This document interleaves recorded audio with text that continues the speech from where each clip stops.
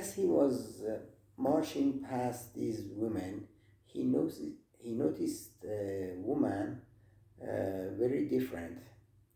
Uh,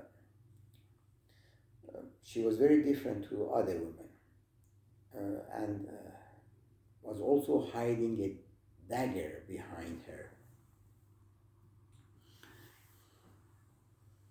Nader Shah summoned the lady and asked her about the dagger.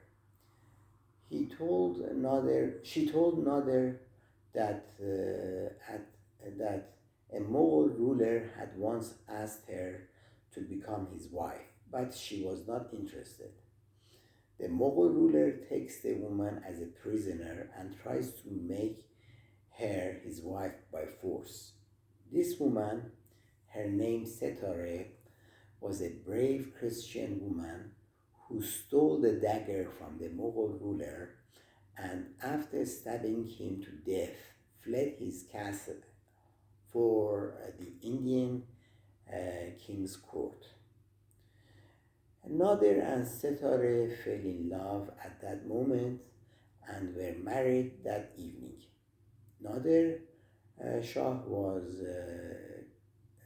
recompensated with as much gold, silver, and jewelry such as Kuh Nur and Daryay Nur.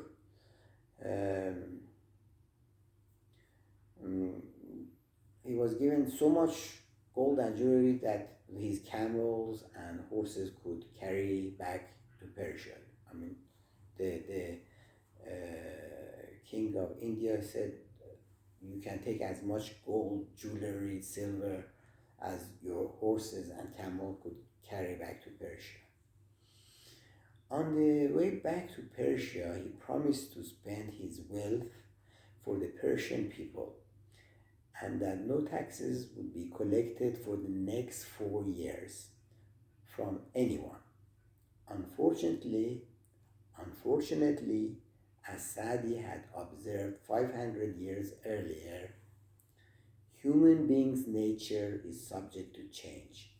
Greed, power, money, jealousy, love, hate are all big temptations, and very few people can ever claim that they are different. What is your opinion now? I wish we could speak together and have a dialogue, and I knew your opinion.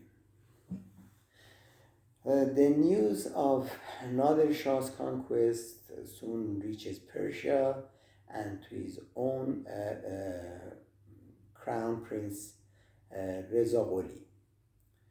Nader Shah, who learns that Shah Tahmasp and his sons had been slaughtered and that Reza Gholi had gathered an army during his absence, became very furious and banishes Reza Gholi from the court, as well as transferring the crown prince title to his younger son Nasrullah Mirza, who had been alongside Nader Shah in all his major battles in India and elsewhere.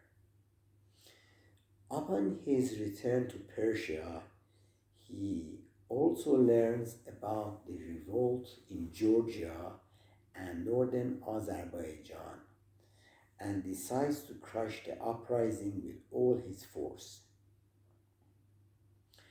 As he was passing through the Mazandaran woods in the north of Persia by the Caspian Sea, a bullet was fired at him from a long distance from behind the trees. The bullet barely misses Nader Shah, but destroys the thumb only. His thumb, Nader Shah's thumb, left or right, was destroyed. And Nader sends his soldiers to capture the conspirator who had well planned his escape. Many months later, As Nader was fighting the Georgian rebels in the north, the traitor was captured and brought secretly to face Nader Shah. The traitor claimed that he had been encouraged by Reza Gholi to kill Nader Shah. That Reza Gholi had promised the traitor to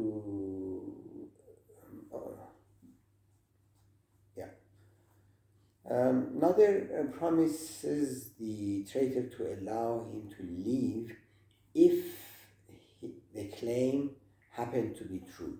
The claim that his son had ordered his Nader's murder, assassination. Reza Gholi was summoned by his father and questioned about his intent, but he denied it totally. And Reza Gholi was so angry with his father's accusations that he said that he prefers to no longer see him. The next morning, the traitor and Reza Gholi had to face each other to find out the real truth.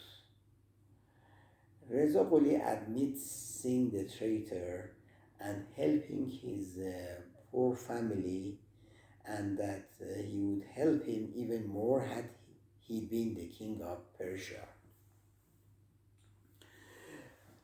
And here is the very big misunderstanding.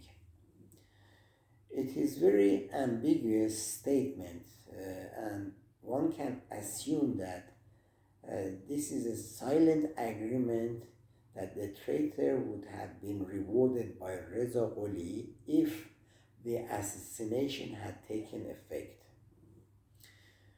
For the first time in his life, Nader Shah is very indecisive and hesitant of what he should do with his son.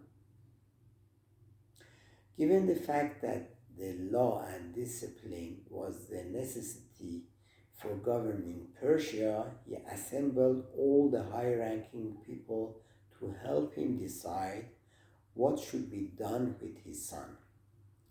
The people around him knew that it is best to remain silent in front of Nader Shah. They knew that discouraging Nader Shah implied that they may be part of the assassination plot, and encourage him would mean that Reza Gholi may be innocent, and their conscience did not allow them to speak out.